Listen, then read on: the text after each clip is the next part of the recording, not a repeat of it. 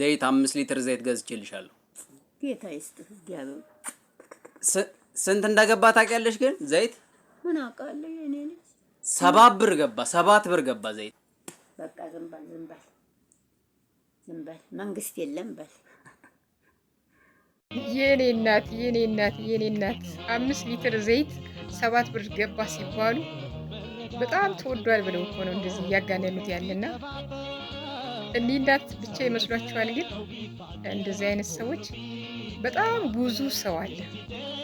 እሳቸውም በእድሜ የገፉም ስለሆኑ ነው። ነገር ግን ወጣቶችም ራሱ በአካባቢያችን ከገጠር ወደ ከተማ መጥተው የማያውቁ ጭራሽ መጥተው የማያውቁ ሰው ሲታመምባቸው በሆነ አጋጣሚ መቅረት በሌለባቸው ሰዓት ብቻ ወደ ከተማ የሚወጡ ብዙዎች አሉና ዛሬ የገጠመኝ ነው የምነግራችሁ። ደብረ ማርቆስ ሆስፒታል ውስጥ አንድ አባት ልጁ ታሞበት ይመጣልና ከታየ በኋላ ሪፈር ሊባል ይችላል ልጁ ባህር ዳር። ስለዚህ በገንዘብ ተዘጋጁ ይባላል። ከገጠር ዘመዶቻቸው ደወሉላቸውና ስልካቸውን አነሱ። በጣም ሽማግሌ አይደለም ሰውየው፣ ወጣት ነው። ወደ 40ዎቹ ምናምን የሚጠጋ ሰው ነውና ሄሎ አሉ።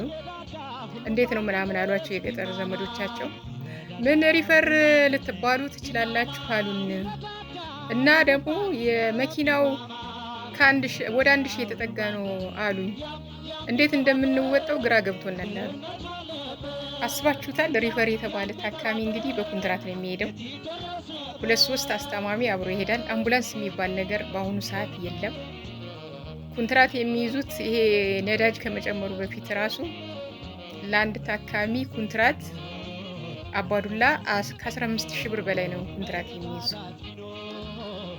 እና እኒህ አባት ግን ወደ 1000 ብር የተጠጋ ነው አሉ እያሉ በጣም ውድ ነው ብለው ነው በጣም አጋነውት።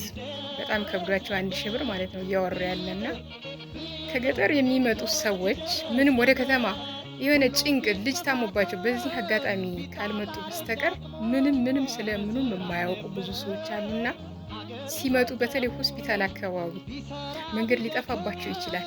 በእንደዚህ አይነት በሐሳብ በመርዳት እንዳትተዋቸው አደራ። ከዚህ በላይ ምንም አይነት ጽድቅ የለም። እንደዚህ አይነት ሰዎችን አትለፏቸው ነው የምለው። ሰላም ዳሩልኝ።